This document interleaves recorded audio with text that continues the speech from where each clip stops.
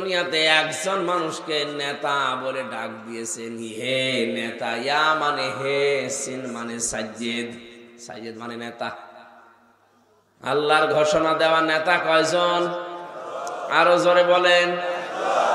এই যে কোরআন আমার সামনে কসম করে বলছে, এটা যদি শুধু দুনিয়ার বিষয় হতো আমি বলতাম না, এটা আখিরাতের সাথে সম্পর্কিত। দুনিয়াতে যাদের নেতা ঠিক নেই, আল্লাহর কসম ওই লোকটা মরণের পরে 100 ভাগ ধরা খাবে। ও যে ধরা খাবে এটা তো আমি বানালাম। হ্যাঁ, সূরা বানী ইসরাইল 15 নম্বর পারার 8 নম্বর পৃষ্ঠা 3 নম্বর লাইনের 71 নম্বর আয়াতের প্রথম অংশে আছে, ইয়াওমা নাদউ কুল্লা উনাসিম বিইমামিহিম। আল্লাহ পাক বলেন, কিয়ামতে প্রতিটি মানুষকে আমি কিন্তু আমার কাছে ডাক দেব তার নেতা সহ। আপনার কি মনে হয়, আপনি যে নেতার আদর্শ মেনে চলেন, যার পেছনে আপনি চলেন, কিয়ামতে ওকে আল্লাহ আগে ডাকবে, এরপরে আপনাকে? বলেন তো, ওরে দেখেই যদি আল্লাহর রাগ হয়ে যায় তে আপনার থাপড় দেবে না? আমি হাসির খোরাকি দেওয়ার জন্য বলি নাই। এত শক্ত কথা বলার পরেও যদি কোনো মানুষের ভেতরে উতাল পাতাল তৈরি না হয়, ওর বিবেক যদি নাড়া না দেয়, আমার মনে হয় ওর বিবেকের উপরে কুকুরে পোশাক করিস। ও বলছে ঠিক। এরা দরুদ পড়ছে যারা যথাযথভাবে হক আদায় করে, কি ঠিক করা লাগবে? প্রথমে সাজ্জেদিনা, আমাদের নেতা। এই জন্যই তো স্লোগানে বলা হয়, তোমার নেতা আমার নেতা। দ্বিতীয় শব্দটা তো আরো কঠিন। দ্বিতীয়তে বলা হচ্ছে, হে আল্লাহ, উনি আমাদের শুধু নেতা না, উনি মাওলানা। মাওলানা মানে আমির হামজা কি? মাওলানা মানে অভিভাবক, পথ প্রদর্শক, গাইডলাইন দাতা। এ দুনিয়াতে জান্নাতের পথ যিনি আমাদেরকে দেখিয়েছেন, তিনি আমাদের মাওলানা মুহাম্মাদুর রাসূলুল্লাহ। তার কাছ থেকে বাদ দিয়ে আপনি কার কাছ থেকে পথ নিচ্ছেন আমার তো বুঝে আসে না। আমরা যাবো এইদিকে, যেন এরপরে আরো অনেকগুলো শব্দ আছে। দরুদের শব্দগুলো যদি আমরা যথাযথভাবে প্র্যাকটিক্যাল লাইফে, বাস্তব জীবনে মিলিয়ে পড়তে পারতাম, 14 বার দরুদ পড়া দরকার ছিল না। এক দরুদে আল্লাহ 10 বার তাকিত, 10 বার তাকাতো না? আর দরুদ পড়ে যাচ্ছে, আল্লাহ আমাদের দিকে তাকানো তো দূরের কথা, ভরকেও করে না, কারণ আমাদের দরুদের সাথে বাস্তবতার কোনো মিল নেই। আমার সাইয়েদিনা ঠিক নেই, মাওলানা ঠিক নেই, আন্দাজে দরুদ পড়েই যাচ্ছি চামড়ার মুখ দিয়ে। যেন আশা করছি আমরা যথাযথভাবে হক আদায় করে পড়বো। বলেন আমিন। বিশ্বনবী জানিয়েছেন, মানিত্তাবা আল হুদা বিগাইরিল কুরআন আদাল্লাহুল্লাহ। কেউ যদি কোরআন বাদ দিয়ে পৃথিবীর কোনো জায়গায় ভালো হওয়ার নিয়তেও যায়, হেদায়েত পাওয়ার জন্য কোনো জায়গায় গেছে, কিন্তু কোরআন সেখানে নেই, আল্লাহ নিজে দায়িত্ব নিয়ে তাকে হেদায়েতের রাস্তা থেকে ধাক্কা দিয়ে ফেলে দেবে। শব্দ টের পাচ্ছেন কি বলছি? আদাল্লাহ ইউদিল্লু শব্দটা বাবে ইফআল থেকে এসেছে। নবী যদি দল্লা ইয়াদিল্লু দিতেন, বাংলা অর্থ দাঁড়াতো আপনি হয়তো ভালো হওয়ার নিয়তে গিয়েছিলেন, কিন্তু নিজেই নিজেকে খারাপ বানিয়ে ফেলেছেন। বাবে ইফআল থেকে শব্দটা আসার কারণে বাংলা অর্থ দাঁড়িয়েছে, আপনার হয়তো নিয়ত ভালো ছিল যে আপনি ভালো নিয়তেই গিয়েছিলেন, কিন্তু কোরআন সেখানে ছিল না, কোরআনের কর্মসূচি ওই জায়গায় চলে না। এই জন্য আল্লাহ নিজে দায়িত্ব নিয়ে আপনাকে আরো খারাপ বানিয়ে দেবে। এই শব্দটা লোড কত! হেদায়েত দেওয়ার একচ্ছত্র মালিকানা যে আল্লাহর হাতে, এটা কোনো নবীকেও আল্লাহ দেন দিয়েছে। বিশ্ব নবীকে যদি দিয়ে দিতেন তাহলে আমাদের পর্যন্ত আসতো না, উনি ওনার চাচা, ফুফু, খালু এদেরকে দিয়ে শেষ করে দিতেন। এমনকি নিজের আপন চাচা, পৃথিবীতে সবচাইতে বেশি যিনি তাকে লালন পালন করেছে বাড়িতে রেখে, সে আবু তালেবের কপালে পর্যন্ত হেদায়েত জোটেনি। ইকো বন্ধ করে দেন।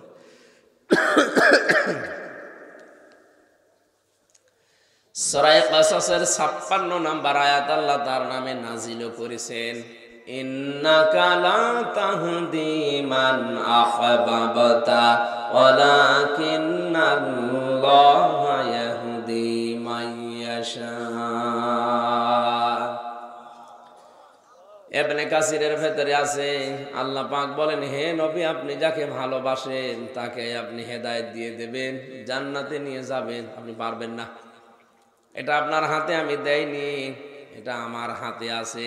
আমি যাকে ভালোবাসি, পছন্দ করি, যার বাস্তব অবস্থা আমি দেখি যে না একে হেদায়েত দেওয়া যায়, তারে দান করি। আর এটা দেওয়ার জন্যে একমাত্র কিতাব পাঠিয়েছি পৃথিবীতে, যার নাম কোরআন। এই জন্যে কিতাবের আগে দেখবেন আলিফ লাম আছে। এই বললাম না ইকো বন্ধ করে দেন। এ মাইকওয়ালা কি আনকালচার নাকি?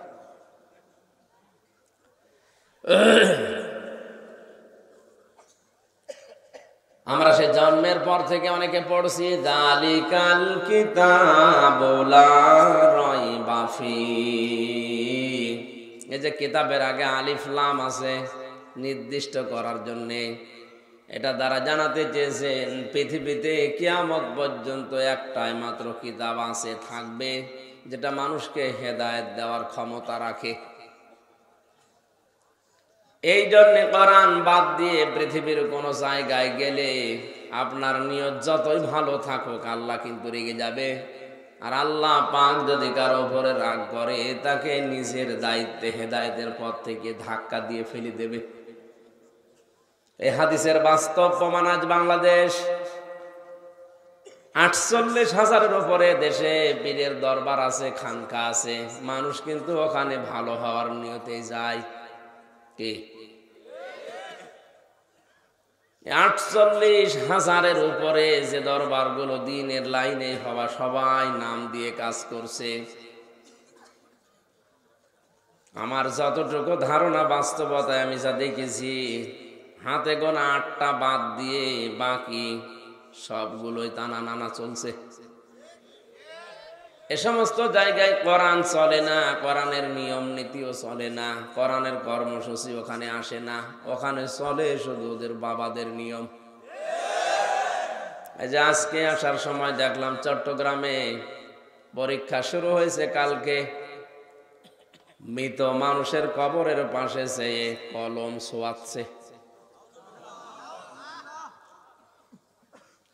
এই যে প্রকাশ্য শিরিক যেখানে চলে, কোরআনের নিয়ম চলে না, ওখানে যদি মানুষ ভালো হওয়ার নিয়তে আল্লাহর কাছে পাবে, যাবে, নিয়তেও যায়, আল্লাহ খারাপ বানাবে, কারণ কোরআন নেই। তুই গেলি কেন?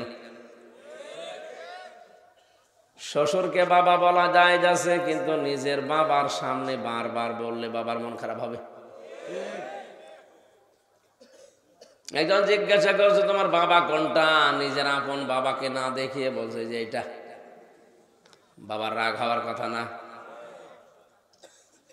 আল্লাহ পাঠালেন কোরআন শরীফ মানুষকে দেখাবে পথ জান্নাত, আর সেইটা বাদ দিয়ে আপনি কোন জায়গায় দৌড়াচ্ছেন? যিনি কোরআনের মালিক, তিনি কিন্তু ঠিক আপনার বাবার মতো রেগে যাবেন। আর একবার যদি ওনার রাগ হয়ে যায়, আপনার দুনিয়া আখিরাত সব শেষ। কথা বোঝেন? আজকের এই ময়দানে লক্ষ লক্ষ মানুষ দরকার নেই, 313 জন আমরা চাই। এই মুহূর্তে সিদ্ধান্ত নেওয়া লাগবে, যেখানে কোরআন নেই ওরকম দরবার যদি আমার বাবাও প্রতিষ্ঠা করে, ওই দরবারে আমি আর নেই। যেই দলে কোরআন নেই, কোরআনের কর্মসূচি চলে না, ওই দলের প্রতিষ্ঠাতা, ওই দলের কায়েমকারী যদি আমার বাপ হয়, ওই দলে আজকে থেকে আমি আর নেই।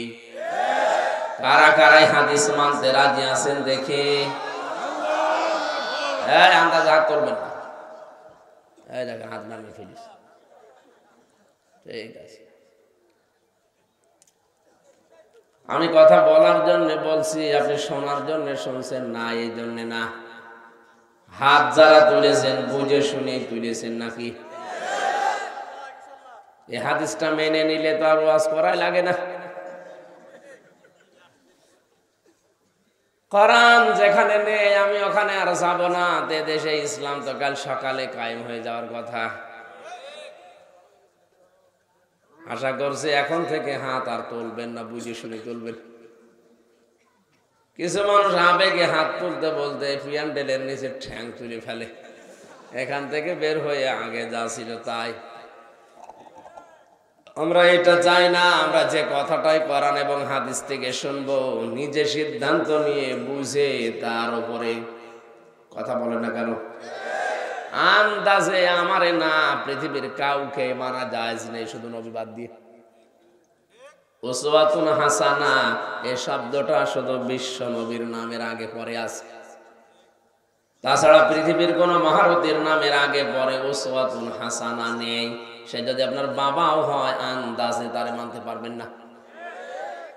কি কথা বুঝতেছেন কেন এটা বললাম? আমি তো মাত্র কয়েক হাজার মানুষের সামনে কথা বলছি। বিশ্ব নবী জীবনের শেষ ভাষণ দিয়েছিলেন 1,14,000 মানুষের সামনে।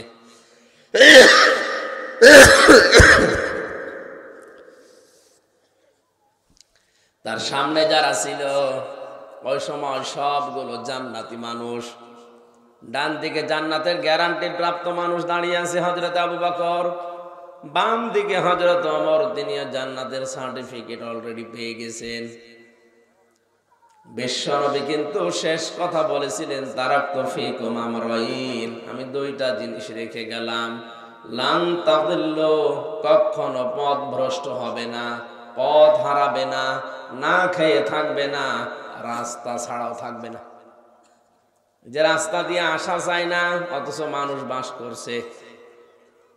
আরে ভাই, আমার দাদাও তো চেয়ারম্যান ছিল কত বছর।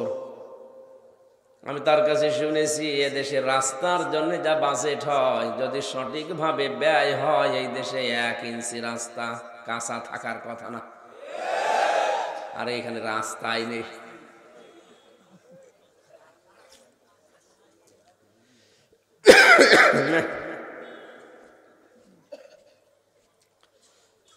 তাহলে এ দ্বারা বোঝা যাচ্ছে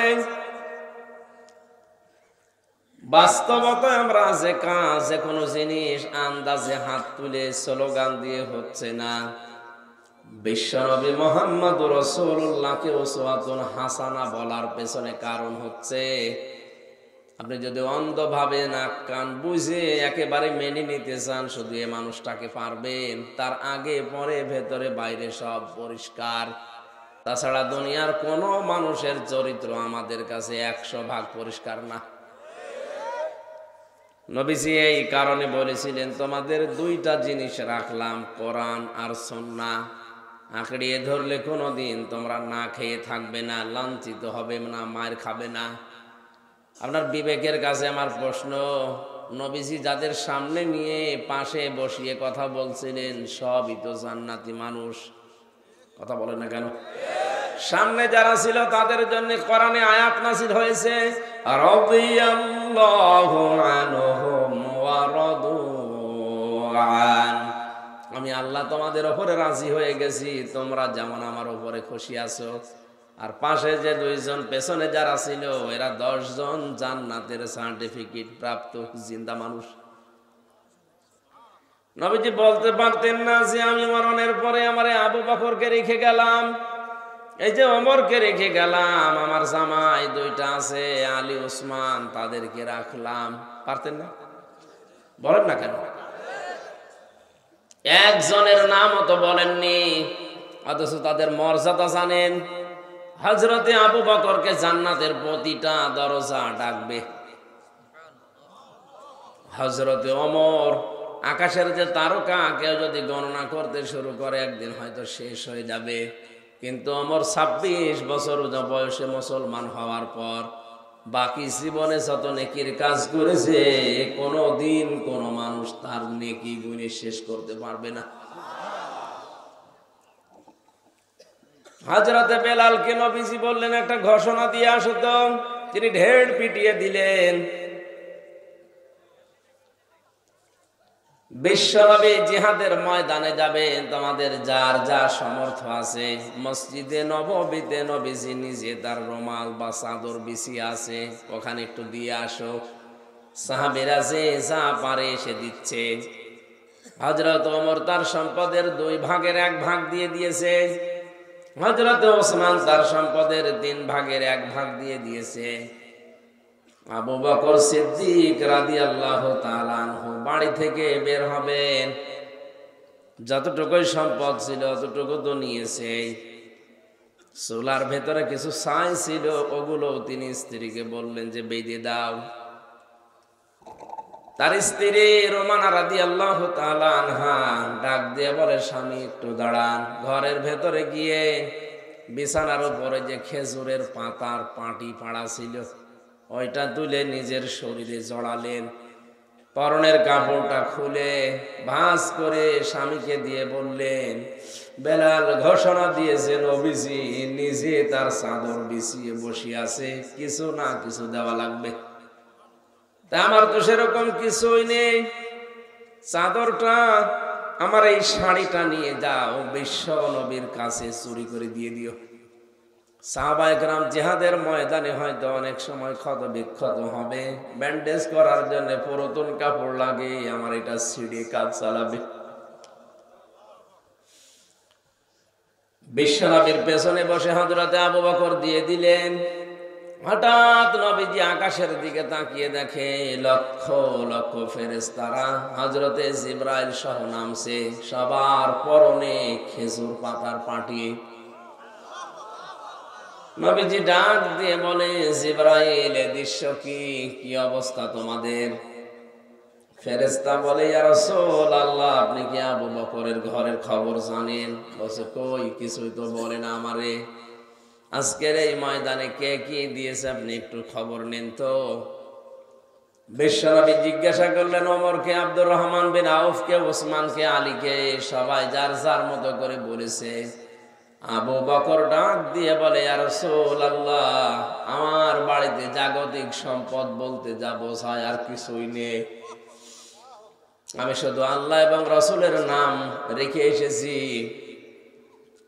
আমার বাড়িতে এখন আল্লাহ আর নবীর নাম ছাড়া কিছুই নেই, চুলার ছাই পর্যন্ত আমি নিয়েছি যে ব্যান্ডেজের কাজে লাগবে এই বলে। নবীজি বললেন, আবু বকর হয়নি, জিবরাইল আমাকে যেটা দেখিয়েছে এটার সাথে তো মেলে না, বলো দেখি আর কোনো গোপন রহস্য আছে কিনা। সিদ্দিক আকবর বলে, ইয়া রাসূলুল্লাহ আমি আসার সময় আমার স্ত্রী উম্মে রোমানা তার নিজের পরনের শাড়ি পর্যন্ত খুলে ভাঁজ করে প্যাকেট করে আমাকে দিয়েছে, যেন সাহাবীদের ক্ষত বিক্ষত জায়গায় পুরাতন কাপড় হিসাবে ব্যান্ডেজে কাজে লাগে। খেজুর পাতার পাটি পড়ে আছে, সেরকম পোশাক আর ঘরে নেই। জিবরাইল বলে, ইয়া রাসূলুল্লাহ এই কাজটা আল্লাহর এত বেশি পছন্দ হয়েছে, আজকের এই দিনে আসমান জমিনে যত ফেরেশতা আছে আল্লাহর কাছে আজকের দিনের জন্য সব ফেরেশতাদের পছন্দনীয় পোশাক হচ্ছে এই খেজুর পাতার পাটি। কোথায় মর্যাদা তাদের আপনি খেয়াল করেন। নবীজি কিন্তু বলতে পারতেন যে এই যে রেখে গেলাম একে যদি মেনে চলো তোমরা জান্নাত পেয়ে যাবে, পথ হারাবে না, বলেন নাই? বিবেকের কাছে আপনার প্রশ্ন আসা দরকার। এত বড় বড় তারকা স্টার জান্নাতের সার্টিফিকেট জিন্দা অবস্থায় যাদের নবীজি হাতে ধরিয়ে দিলেন, তাদের জন্য যদি নবী না বলেন তা আমি কাকে আন্দাজে মানছি? এই জন্যই তো হাদিসটার ব্যাখ্যায় বলতে গিয়ে জানিয়েছি, কোরআন যেখানে নেই ওইরকম দল ওইরকম দরবারে যদি কেউ জেনে শুনে যায়, ও যদি ভালো হওয়ার নিয়তেও যায়, আমার আল্লাহ নিজে দায়িত্ব নিয়ে তাকে গোমরা বানিয়ে দেয়। আমরা এখন থেকে সাবধান হব ইনশাআল্লাহ। দরুদ আর সালাম পড়ছি আমাদের নবী মুহাম্মদুর রাসূলুল্লাহ সাল্লাল্লাহু আলাইহি ওয়াসাল্লামের প্রতি, যারা আদর্শ পেয়ে আমরা খুশি না বেজার?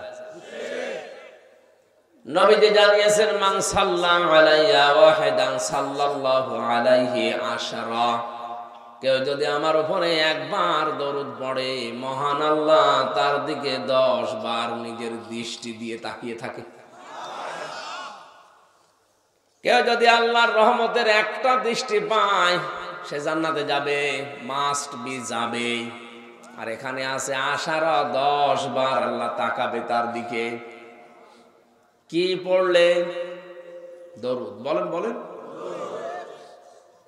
নবীজি বলেন লক্ষ লক্ষ টাকা খরচ করে বিভিন্ন প্রান্ত থেকে মদিনাতে এসে আমার কবরের পাশে দাঁড়িয়ে যখন মানুষেরা সালাম দেয় আমি শুনি এবং উত্তর দিয়ে দেই।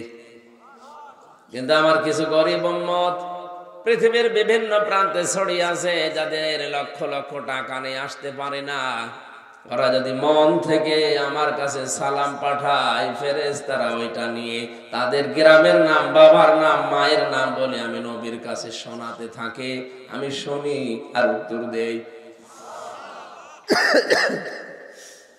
কোরআনে কারীম জানিয়েছে ইন্নাল্লাহা ওয়া মালাইকাতাহু ইউসাল্লুনা আলান নবী ইয়া আইয়ুহাল্লাযীনা আমানু সাল্লু আলাইহি ওয়া সাল্লিমু তাসলিমা।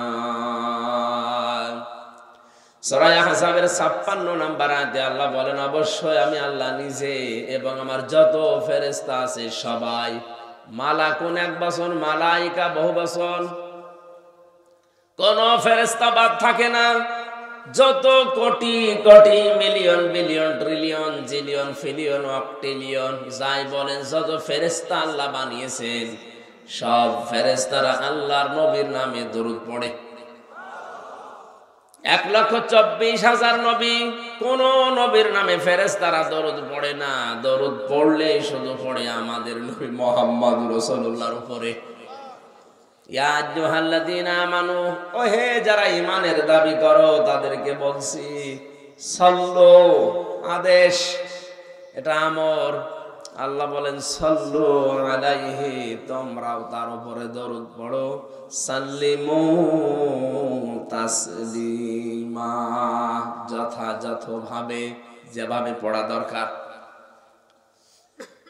টাঙ্গাইলবাসী এখান থেকে সিদ্ধান্ত নেওয়া লাগবে, আল্লাহ নিজে পড়ে দরুদ, ফেরেশতাদের দিয়ে পড়ায়, আমাদেরকে আদেশ দিলেন, তাহলে দরুদ আমাদের পড়া লাগবে। পৃথিবীতে কেউ যদি দরুদ বেশি বেশি পড়ে কিয়ামতে সে নবীর সাথে পাশাপাশি থাকবে। এবার আসেন তো বাস্তবতায় নিয়ে যায় একটা, আল্লাহ পাক কেন আমাদেরকে যথাযথভাবে এই শব্দটা দিলেন? কয় ফেরেশতাদের আগে তো দেননি, তার নিচের আগে দেননি। ঈমানদারকে আল্লাহ ডাক দেওয়ার পরে দরুদ পড়তে বলেছেন, কিন্তু যথাযথভাবে। এটা কি? এই জন্যই তাফসীর মাহফিলে আসতে হয়। ব্যাখ্যায় মুফাসসিরিন ইকরাম লিখেছেন, আপনি যদি যথাযথভাবে দরুদ পড়তে চান, দরুদে যে বাক্যগুলো বলেছেন ওইগুলো আপনার প্র্যাকটিক্যাল লাইফে আগে দেখাবেন।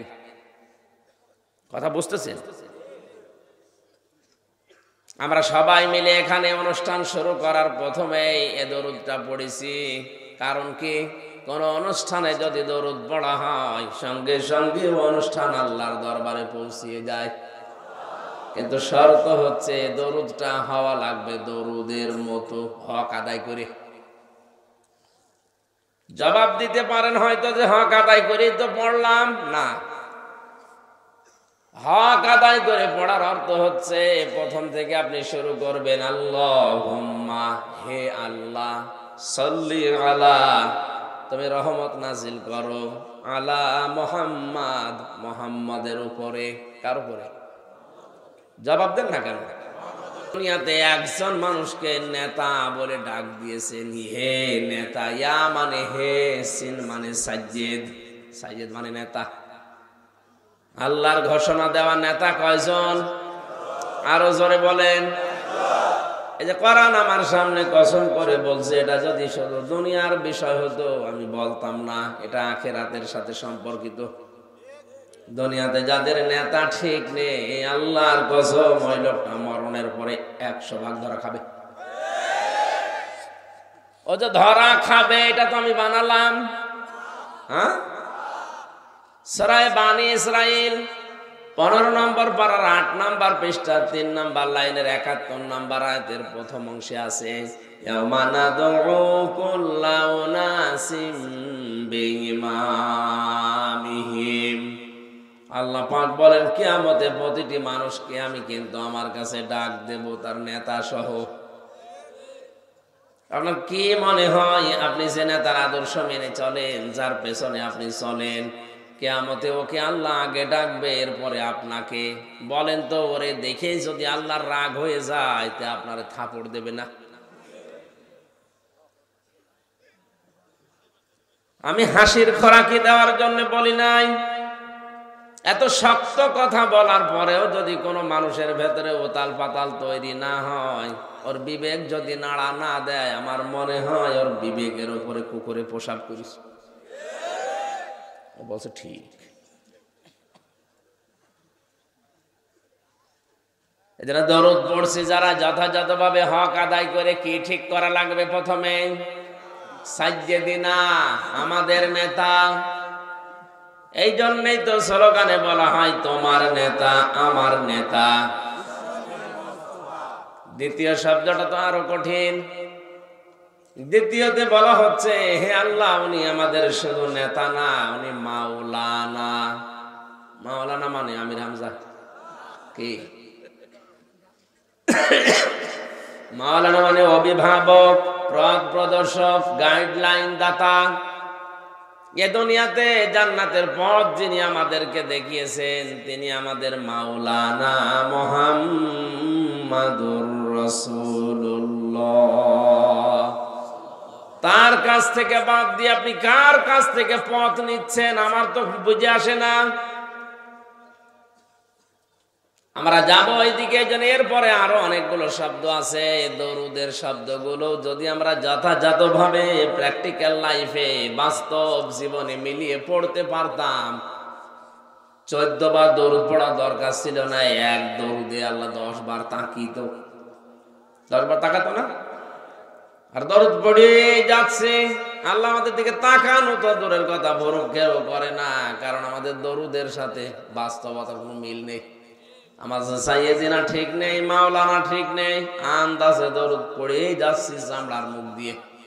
যেন আশা করছি আমরা যথাযথভাবে হক আদায় করে পড়বো। বলেন আমিন। তেলাওয়াত করেছি সূরা দুখান, 4টা আয়াত। আমার যতটুকু জ্ঞান আছে কোরআনে কারিমের উপরে 5টা আয়াতের উপরে, আমি যদি 5টা আয়াত নিয়ে তাফসীর আকারে কথা বলতে শুরু করি, দিন যত যাবে কোরআনে নতুন নতুন তথ্য আপনি বের করতে পারবেন। দেখি আমরা আজকে কিছু ডেলিভারি দিতে পারি কিনা। জবান খুলে আগে পড়েন কোরআনের এই আয়াত, আউযু বিল্লাহি মিনাশ শাইতানির রাজিম, বিসমিল্লাহির রহমানির রহিম,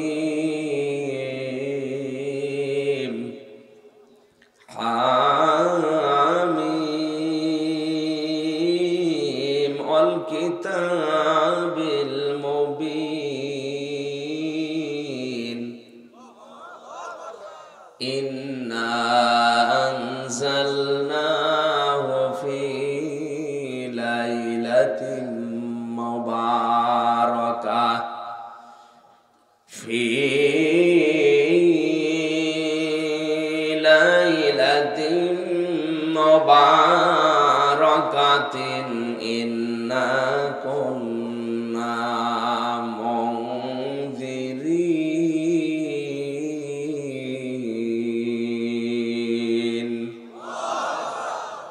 ফিহা ইউফরাকু কুল্লু আমরিন হাকীমিন আমরাম মিন ইনদিনা,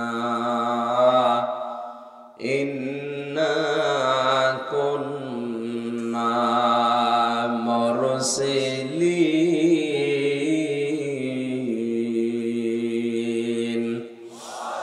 صدقت يا ربنا কোরআন কারিমের 44 নম্বর সূরা 59টা আয়াত আছে, 3টা রুকু আছে। প্রথম 5টা আয়াত পড়েছি। সূরার নাম দুখান। কি না? দুখান মানে ধোঁয়া। এই যে ধোঁয়া বলে না, ধোঁয়া ধোঁয়া ওঠে, ধোঁয়া। কিয়ামতের আগে তামাম দুনিয়া আল্লাহ ধোঁয়ায় অন্ধকার করে দেবেন। এই দোকান থেকে তাদখিন, যেটা গ্রাম অঞ্চলে বিড়ি, ধূমপান, ধূম মানে ধোঁয়া, পান মানে খাওয়া, ধোঁয়া খাওয়া।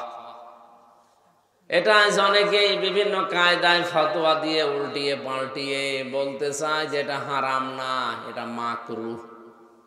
কি এটা? যাক, আমাদের এই ঢাকা, রাজশাহী, খুলনা, বরিশাল, এ সমস্ত এলাকা তো জায়গা আছে। এই সিলেট আর চট্টগ্রামে ঝামেলার শেষ নেই। ওখানে ইমাম সাহেবরাও বিড়ি খায় অনেকে। কোন জিনিস হারাম হওয়ার জন্য এখানে যারা আছেন ভালো করে শুনবেন, আন্দাজে কিছু দেখলে হারাম হারাম বলে ফতোয়া দেবেন না।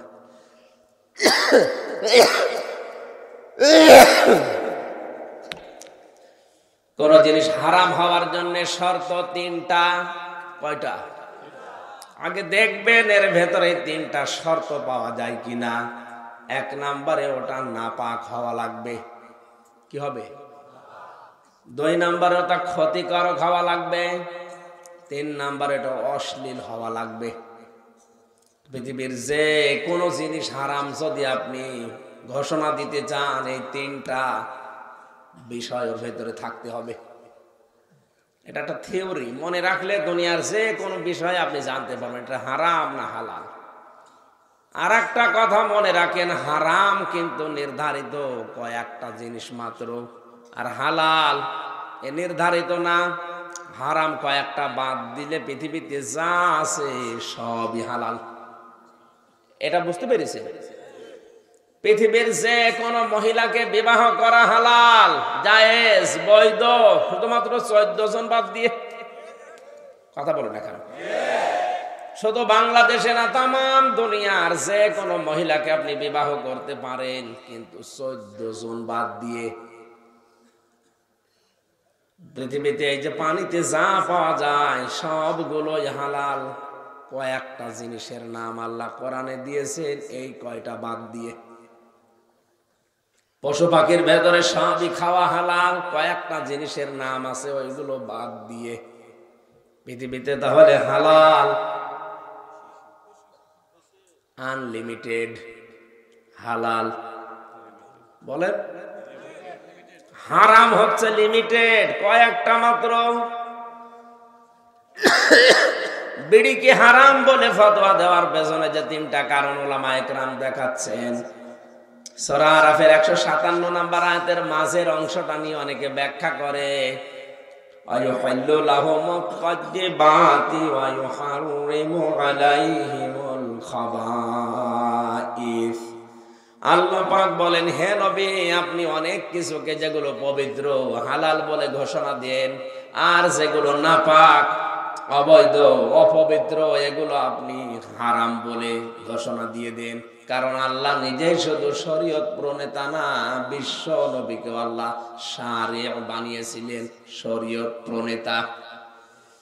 অনেক দুনিয়ার এই 63 বছরের জীবনে, বিশেষ করে 40 থেকে 63, এই 23 বছরে নবুয়তের জিন্দেগিতে যা বলেছে, যদি বলেন হালাল, যদি বলেন হ্যাঁ, তো হালাল হয়ে গেছে। যদি বলতেন না, হারাম হয়ে গেছে। কথা বুঝতেছেন? তাহলে বিড়িকে যদি কেউ হারাম বলতে চায়, শর্ত বললাম কয়টা? আরো জোরে বলেন। দেখেন আপনি নিজে পান কিনা। 1 নম্বরে বিড়ি নাপাক। না না, কে বলেছে? এটা কি দিয়ে বানানো হয় দেখেছেন? তামাকের পাতা। ওটা আমাদের কুষ্টিয়া ভেড়া মারা মিরপুর দৌলতপুরে দেখেছি। শুকাতে দেয় রোদে, কুকুরে, শ্রীগালে, পোশাক পায়খানা করে রাখে, ঝাড়া দিয়ে ওইটাই শুকিয়ে পাঠিয়ে দেয় সে রংপুরে আকিজের কাছে, মানে সুন্দর করে রিফাইন করে এই বিড়ি বানিয়ে দেয়। যত সুন্দর করে রিফাইন করুক না কেন, মাল মশলা কিন্তু ভেতরে লেগে আছে।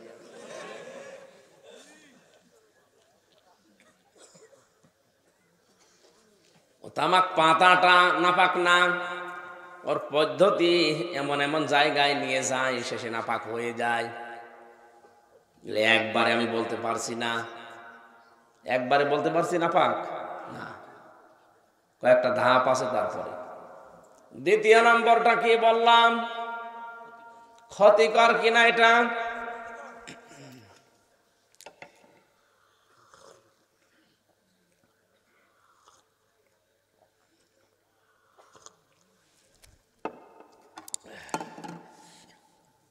বিজ্ঞান আজ প্রমাণ করছে বিড়ি সিগারেটের দ্বারা মানুষের সবচাইতে বেশি ক্ষতি হয় লাঞ্চের। কিসের? হার্ট আপনার নষ্ট করে ফেলে।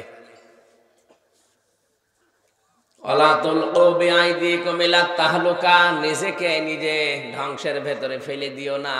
আল্লাহর নির্দেশ অনুযায়ী বিড়ি যেহেতু ক্ষতিকারক, পৃথিবীর একটাই মাত্র খাবার যার উপরে লেখা থাকে, কথা বলেন এখন,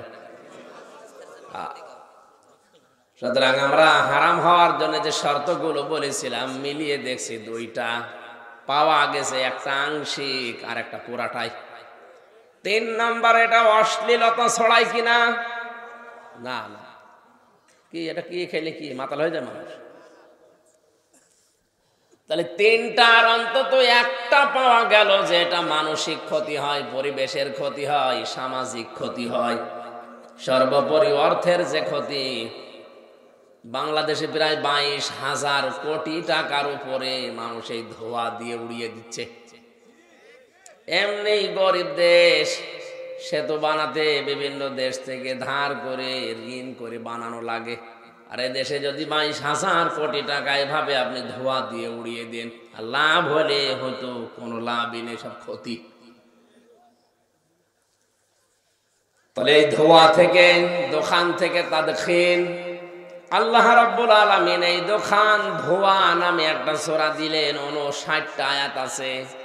আমার যতটুকু জ্ঞান আমি এবার প্রবেশ করছি কোরআনে তাফসীর আকারে। হামিম এর অর্থ শুধু আল্লাহ জানে, আমাদেরও বোঝার দরকার নেই। কেউ কেউ বলেছে এটা নবীজির নাম। বিশ্ব নবীকে পুরা কোরআনে আল্লাহ 7টা নাম ধরে ডাক দিয়েছেন, ইয়াসিন, তাহা, মুজাম্মিল, মুদ্দাসসির, আহমদ, মুহাম্মদ, আব্দুল্লাহ। কয়টা বলেন বলেন? এর ভেতরে হামিম যেহেতু নেই, কোন কোন ঐতিহাসিক তাফসীর কারকরা বলেছে হামিম এটাও নবীজির নাম হোক, যেহেতু অর্থ আল্লাহ ছাড়া অন্য কেউ জানে না, করতেও নিষেধ করা হয়েছে, ওটা দরকার নেই। এর পরের আয়াতে আমার আল্লাহ কসম দিচ্ছেন, ওয়াল কিতাবিল মুবিন। ওয়ায়ে কসমিয়া, কিতাবের আগে আলিফ লাম নির্দিষ্ট করার জন্য, মুবিন মানে স্পষ্ট। আল্লাহ পাক বলেন এই নির্দিষ্ট স্পষ্ট কিতাবের কসম। কোরআন শরীফ এটা স্পষ্ট না অস্পষ্ট? স্পষ্ট বললেন কারা আন্দাজে বলেছেন? এখানে কয়েকজন আলেম বাদ দিয়ে বাকি যারা বসে আছে সবার কাছে এই কোরআন এই ধোঁয়াশার মতো। এই কথা বলে না কেন? আপনার কাছে স্পষ্ট কোরআন, একটা শব্দের অর্থ বলতে পারবেন? নরসেনদের গিরিশচন্দ্র সেন এ বেটা হিন্দুর চাইতেও আমরা আজ পিছিয়ে পড়ে আছি কোরআনের ব্যাপারে। এই লোকটা তাফসীর পর্যন্ত লিখেছে, বাংলা অর্থ এই বাংলাদেশে যারা প্রথম প্রথম করেছে তার ভেতরে সে একজন। ঐতিহাসিক আমির আলী বসুমিয়া সর্বপ্রথম কোরআনের বাংলা করে সূরা ফাতিহা। এরপরে এই গিরিশচন্দ্র সেন পড়া কোরআন শরীফের আম পারাটা করে প্রথমে, এরপরে আস্তে আস্তে তাফসীর লিখেছে। আপনি হিসাব করেন, তাফসীর লিখতে হলে কমপক্ষে এক একটা শব্দের 33টার ওপরে অর্থ আপনার জানা থাকা লাগবে, নয়তো পারবেন না। কথা বুঝতেছেন? আপনি একটা শব্দের মনে করেন একটা অর্থ শুধু জানেন, কিন্তু ওই শব্দের অর্থটা কোরআনে আল্লাহ ওই অর্থে ওই জায়গায় দেয়নি। যেমন দরাবা মানে মারা, আঘাত করা, এটা শব্দের একটাই অর্থ আপনি জানেন। অথচ দরাবা শব্দের এমনও জায়গা আছে যেখানে মারা অর্থ নেই, ওখানে আছে সফর করা। এমনও জায়গা আছে যেখানে দরাবা মানে দৃষ্টান্ত দেওয়া, উদাহরণ দেওয়া। দারাবাল্লাহু মাসালান লিল্লাযীনা আমানু মারাতা ফিরআউন। আল্লাহ পাক এখানে দারাবা দিয়ে মারা না, সফর করা না, উদ্দেশ্য হচ্ছে দৃষ্টান্ত দেওয়া, উদাহরণ দেওয়া। তাহলে আপনি একটা শব্দের একটা অর্থ মুখস্থ করে বসে আছেন, কোরআনে এই জায়গায় যদি ওটা অর্থ করেন, অর্থ কি হবে? পাল্টিয়ে যাবে। কি হবে? কোরআনের অর্থ পাল্টিয়ে গেলে তখন আপনার ঈমান থাকবে? বেটাই হিন্দু মানুষ, আমাদের ধর্মেরও না, কি আয়ত্ত করেছে তাফসীর লেখা, তার তুলনায় আমরা কত পিছিয়ে আছি। তার কাছেও কোরআন স্পষ্ট ছিল, আমাদের কাছে ওইরকম স্পষ্ট নেই।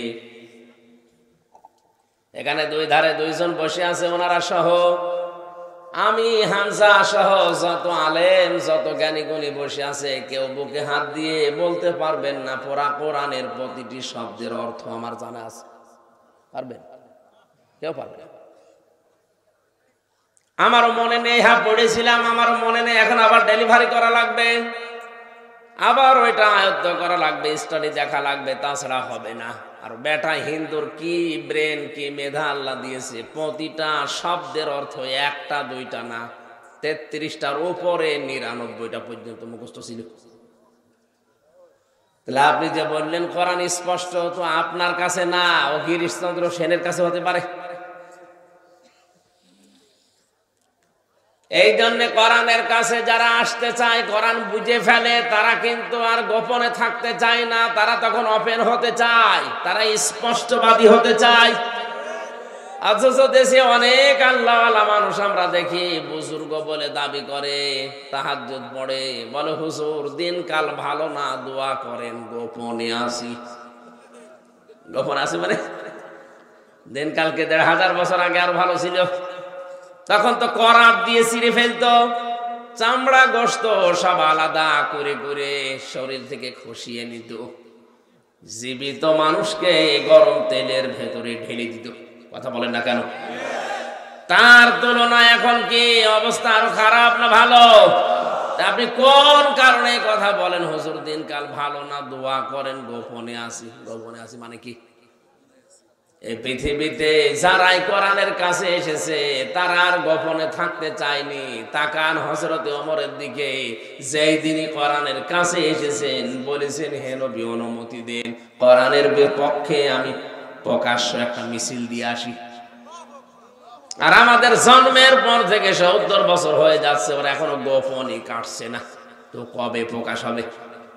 আজ আমরা প্রকাশ হতে পারি না কোরআনওয়ালা মানুষগুলো, এই জন্য জমিন ফাঁকা পেয়ে জালেমরা মন মতো চালাচ্ছে।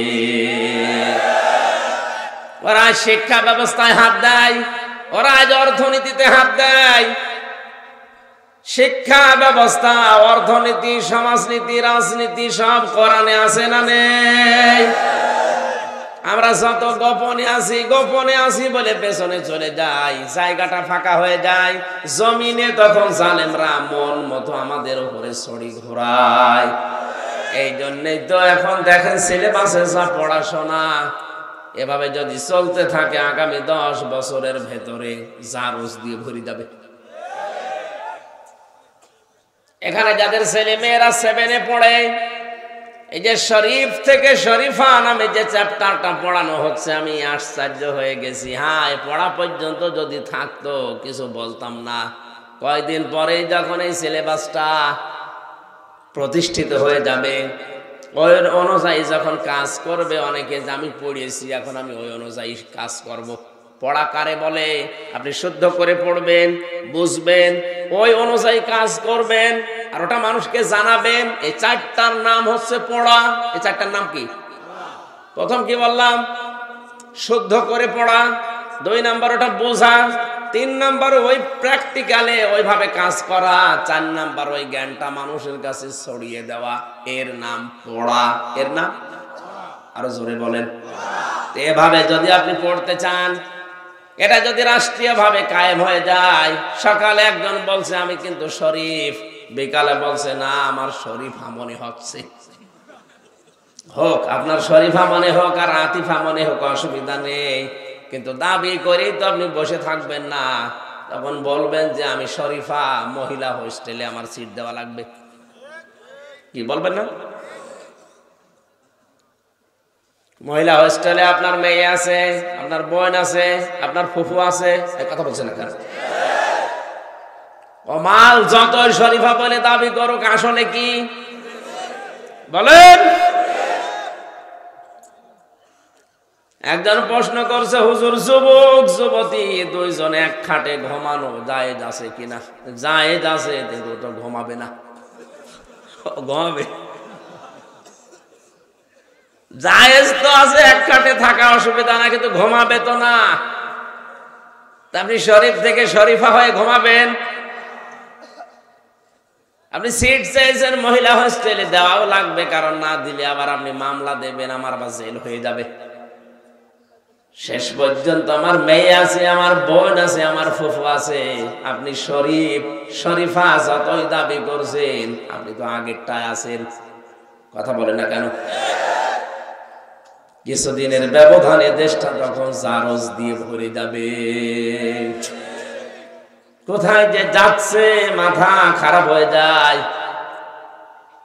আজ আমরা সবাই গোপনে আছি করতে করতে জায়গাটা জালেমরা সব দখল করে নিয়েছে। আল্লাহ জানে স্পষ্ট কিতাবের কসম দিচ্ছেন, অল কিতাবিল মুবিন, স্পষ্ট কিতাবের শপথ। এজন্য কোরআন স্পষ্ট, এর কাছে যারা আসে ওরা আবার গোপন থাকতে চায় না, ওরাও স্পষ্টবাদী হয়ে যায়। ইন্না আনজালনাহু ফি লাইলাতিন মুবারাকাতিন ইন্না কুন্না মুনজিরিন। অবশ্যই আমার কোরআন আমি নাযিল করেছি বরকতময় একটা রজনীতে, আর অবশ্যই আমি আল্লাহ নিজে সতর্ককারী। কোরআন নাযিল হয়েছে সবে কদরে, সবে বরাতে না, যদিও নিসফে শাবান আর 8 দিন পরে মাত্র শুরু হতে যাচ্ছে। সবে বরাত নামে যেটা আমাদের এই সমস্ত দেশে চলে, অনেকে আজ বেদাত বেদাত বলে মানুষকে দূরে সরিয়ে রাখতে চেষ্টা চালাচ্ছে। না, আপনি এটা বন্ধ করেন, কারণ সবে বরাত নিসফে শাবান নিয়ে প্রায় নির্ভরযোগ্য 15টা হাদিস আমার মতো ছোট মানুষই পেয়েছি। যারা বড় বড় মুহাদ্দিস, সাইকল হাদিস, হাজার লক্ষ হাদিসের হাফেজ যারা, তাদের কাছে আরো বেশি পাওয়ার কথা।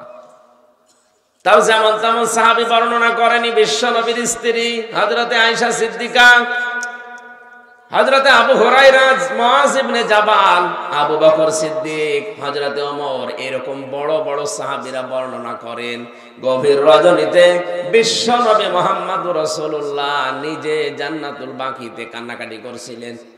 তার স্ত্রী হযরতে আয়েশা ডাক দিয়ে বলেন, হে নবী, আপনি কাঁদেন কেন? নবীজি বলেন, আয়েশা তুমি জানো না আজকে কোন রাত? আজকে নিসফে শাবান, শাবান মাসের 14 তারিখের দিবাগত রাত। আজকের এই ময়দানে, আজকের এই রাতে মহান আল্লাহ প্রথম আসমানে এসে বান্দা বান্দীদেরকে ডাক দিচ্ছে। 5 প্রকার মানুষ ছাড়া দুনিয়ার সব মানুষকে আল্লাহ নাকি মাফ করে দেবে। তা আমি ঘুমিয়ে থাকবো কি করে? আমার উম্মতদেরকে আমি জানিয়ে দেই, 5 প্রকার গুনাহ যদি বাদ দিতে পারে, তাহলে সবে বরাতে আল্লাহ তাদেরকে আসলেই মাফ করে দেয়। যে 5 প্রকার মানুষকে সবে বরাতে আল্লাহ মাফ করে না। নারী পুরুষ যারা আছেন শোনেন, আপনি নফল রোজা রাখতে পারেন, নফল নামাজ, কোরআন শরীফ, জিকির আজকার করেন, কোনো অসুবিধা নেই, কিন্তু 5 প্রকার মানুষের ভেতরে যদি আপনি পড়ে যান, সবে বরাতে, সবে কদরে, সবে মেরাজে না, কাবা শরীফে গিয়ে পড়ে থাকলেও মাফ হবে না। কয় প্রকার? বলেন বলেন। এবার আপনি দেখেন তো কোন প্রকারে আছেন, নাকি বলবো না? খুব ভালো করে শোনেন, সবে কদরে, সবে বরাতে, নিসফে শাবানে আপনার কিন্তু মাফ হবে না যদি এর ভেতরে পড়ে যান। হাদিসের 1 নাম্বার পয়েন্ট হচ্ছে যারা শিরিক করে, শিরিকে সাপোর্ট করে। আজ হাজারো দরবারে শিরিক চলছে, এগুলো সবচাইতে বেশি ময়মনসিংহ বিভাগ আর চট্টগ্রাম বিভাগে। প্রকাশ্য শিরিকেরা বিভিন্ন নাম নিয়ে করছে, নাম দিয়েছে গরম সুন্নি, ঠান্ডা সুন্নি। আল্লাহর এক বান্দারে আজকে একটা ভিডিও দেখলাম, বিশাল পাগড়ি মাথায় দিয়ে এক দরবারে মরা মানুষের কাছে কয়েকটা ছাত্র নিয়ে বলছে, বাবা দোয়া করে দিন এরা যেন পাশ করে। এ কথা বলা ওই বাবার কাছে প্রকাশ্য শিরিক। কথা বলে না কেন? আমি এক কথায় বোঝাচ্ছি শিরিক কাকে বলে, মাত্র একটা কথায়। এদিকে তাকান। আল্লাহ যেটা পারে ওইটা অন্য কেউ পারে, এই বিশ্বাস করার নাম শিরিক। কথা বোঝা গেছে? পৃথিবীর যে কোনো জিনিস দেওয়ার একচ্ছত্র মালিকানা কার? আরো জোরে বলেন। সে মৃত পীর হোক, জিন্দা পীর হোক, কেউ আপনার ভাগ্যের পরিবর্তন করতে পারবে না। শুধুমাত্র এটা পারে, দায়িত্বে আছে কে? এজন্য আল্লাহ যেটা পারে ওইটা অন্য কেউ পারে, বিশ্বাস করার নাম। এটা যেন কেউ করবেন না। আপনি অন্যান্য কোনো গুনাহ করলে আল্লাহ ইচ্ছা করলে মাফ করে দিতে পারে, কিন্তু শিরিক করলে মাফ নেই। খুব সতর্ক থাকা লাগবে বিষয়ে। আজ বাংলায় অনেকেই বলছে যে ক্ষমতার উৎস জনগণ, এইটাও শিরিক। হয়তো কিছু ভোট পাওয়ার জন্য এটা বলেন, কিন্তু আপনি ইমানটা বিক্রি করে ফেললেন। এক কথা বুঝতেছেন? ক্ষমতার উৎসকে এটা যদি আপনি নাও মানেন, বিশ্বাস করা লাগবে যে ক্ষমতার উৎস জনগণ নয়, এটা আল্লাহ। হয়তো ধোঁকা দিয়ে বোকা বানিয়ে অনেকে অনেক কায়দা এটা নিয়ে যাচ্ছে, শেষে এমন জায়গায় চলে যায় যার ঈমান আর থাকে না, বেঈমান হয়ে মারা যায়। আর ওই বেঈমানের জন্য তখন 50টা না 1000টা গরু জবাই করে খাওয়ালেও মাফ হবে না। কেন বলেন তো? নবীজির আপন চাচা ওই যে আবু তালিবের কথা বলছিলাম, ওই লোকটা মারা যাওয়ার পরে বিশ্ব নবী নিজে তার কবরের পাশে দাঁড়িয়ে বলেছিলেন, আল্লাহ আমার চাচা আবু তালিবকে মাফ করে দাও।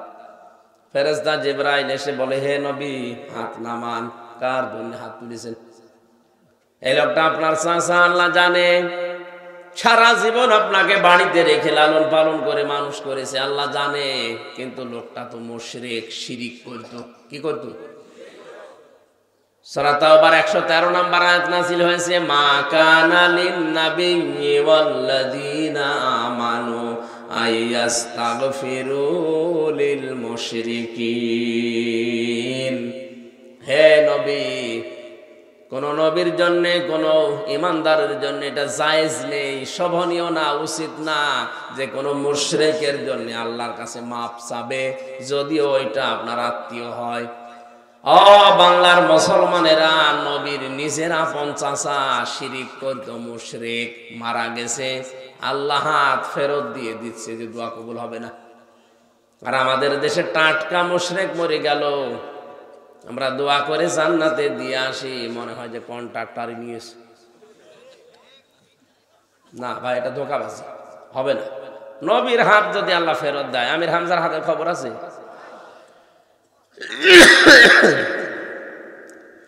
এজন্য যে কোনো পন্থাতে শিরিক করা যাবে না। 2 নম্বরে পিতা মাতার অবাধ্য সন্তান যারা, তাদের মাফ নেই। অথচ এইটা আজ দিন দিন বাড়ছে। এটা যার মাধ্যমে সন্তানেরা শিখবে, সেগুলো তো সিলেবাসে এখন নেই। 1 থেকে মাস্টার্স পর্যন্ত একটা ছেলে মেয়ের কাছে তার মা বাবা কি, এটা অনেকে জানেই না, কারণ সিলেবাসে ওই লেখাপড়াই নেই। আগামী প্রজন্ম যারা আসছে, তারা তো আপনাকে ইচ্ছা করে অনিচ্ছা করে যাই হোক বৃদ্ধাশ্রমে দিয়ে আসবে, কারণ আপনি যে কি এটা তো জানে না। কোরআনে কারিমে আল্লাহ নিজের পরে সবচাইতে বেশি মর্যাদা, দাম, ব্যাখ্যামূলক কথা দিয়েছে যাদের পক্ষে, তারা হচ্ছে মা আর বাবা।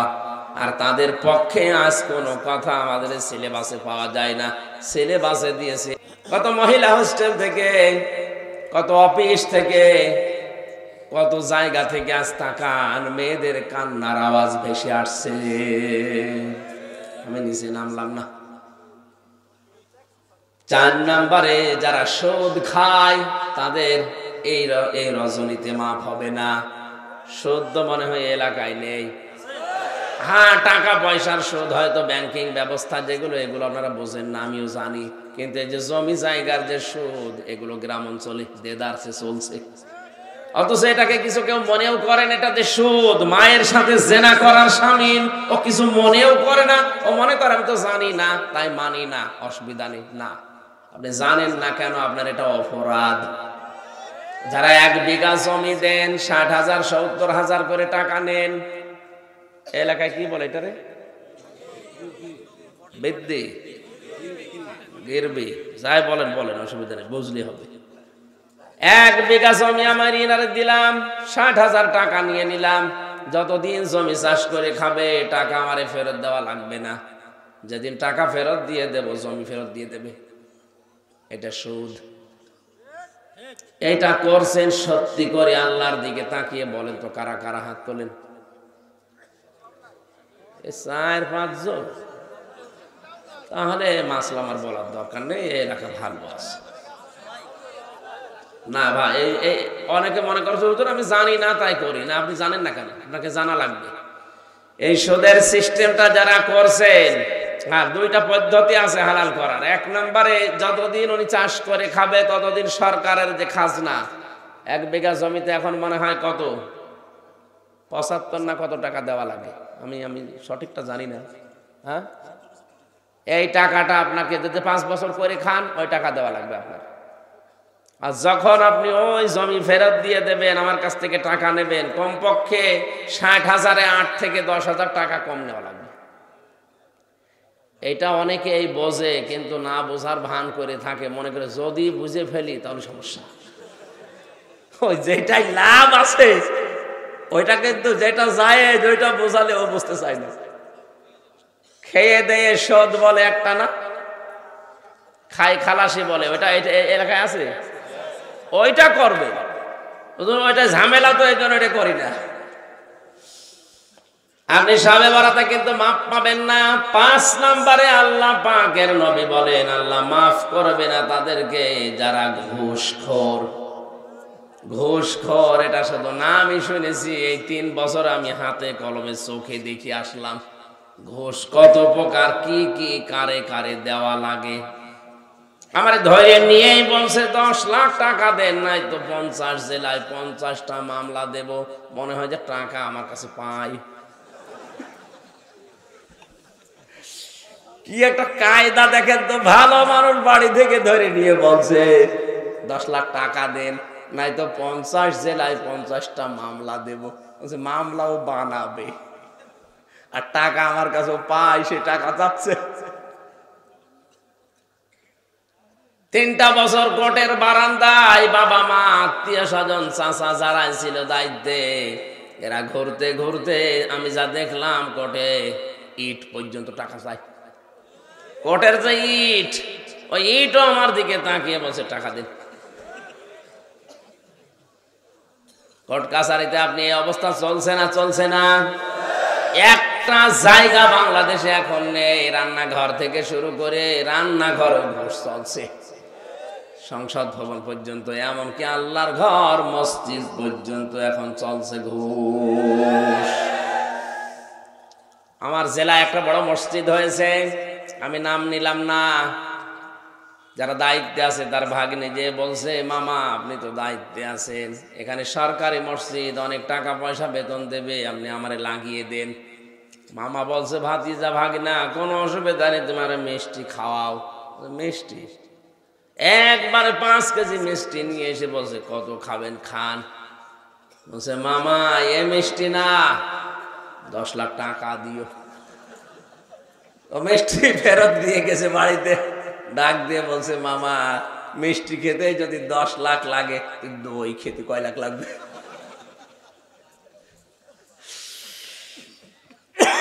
বলেন তো, মসজিদের ইমাম খতিব সে যদি টাকা পয়সা ঘুষ দিয়ে এই জায়গায় লাগে, তার পেছনে নামাজ হওয়ার কথা।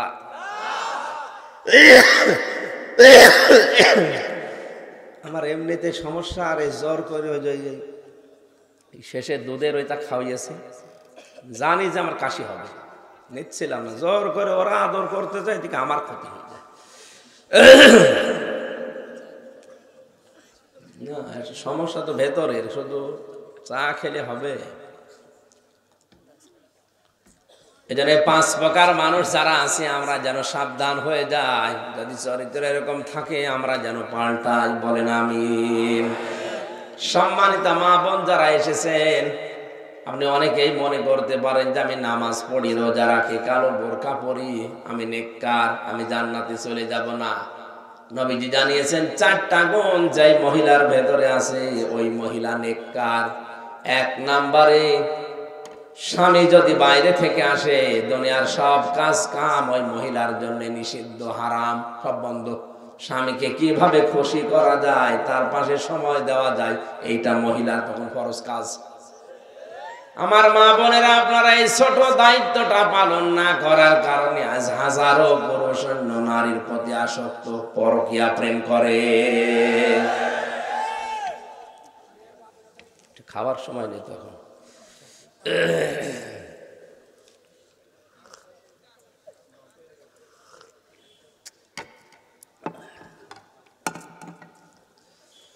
দ্বিতীয় নম্বরে, স্বামী যেটা পছন্দ করে, স্বামীর ওইটা যদি জায়েজ হয় আপনার জীবনে, তাহলে জীবন থাকতে আপনাকে পছন্দ করা লাগবে। এখানে আমি সহ যত স্বামী আছি, আমরা প্রতিটা স্বামী পছন্দ করি। আমি খেয়ে থাকি না খেয়ে থাকি, বিয়ের পরে আমার মা বাবা আমার সাথে থাকবে। একমত আছেন কারা? কিন্তু আজ হাজারো মহিলা এটা চাই না। কথা বলেন ঠিক কিনা? না, আপনি নেককার হতে পারবেন না শুধু বোরকা পরে। 3 নম্বরে, স্বামী তার সন্তান, তার সম্পদ আপনার কাছে রেখে বাইরে যায়, এগুলো আপনি ইসলামের জন্য তৈরি করবেন। 4 নম্বরে, নিজের শরীরকে, স্বামী যেটা পছন্দ করে না, বিশেষ করে যাদের সাথে কথা বলা, যাদের সাথে ওঠা বসা, যাদের বাড়িতে যাওয়া স্বামী পছন্দ করে না, দেখবেন ওটা যদি ইসলাম সম্মত হয়, জীবন থাকতে আপনি তার সাথে কথা বলবেন না।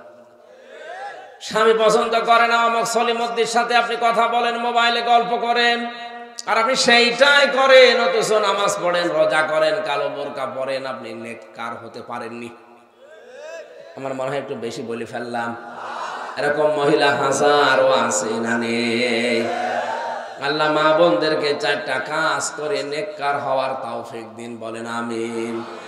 কোন পুরুষ যদি নিজের স্ত্রীর ভেতরে যা আছে আপনার জন্য ওইটাই আল্লাহর বরাদ্দ, ওইটা বাদ দিয়ে দুনিয়ার ফেরেবে পড়ে, শয়তানের ধোঁকায় পড়ে যদি পরকীয়া প্রেমে লিপ্ত হন, আর এই অবস্থায় যদি আপনি মারা যান, 3টা জিনিস হারাবেন। 1 নম্বরে, আপনার শরীরের ভেতরে যে নূর আছে, চেহারা, এটা আল্লাহ তুলে নেবে। 2 নম্বরে, আপনার ইবাদত বন্দেগী ফরজ যেগুলো কবুল হওয়া বন্ধ হয়ে যাবে।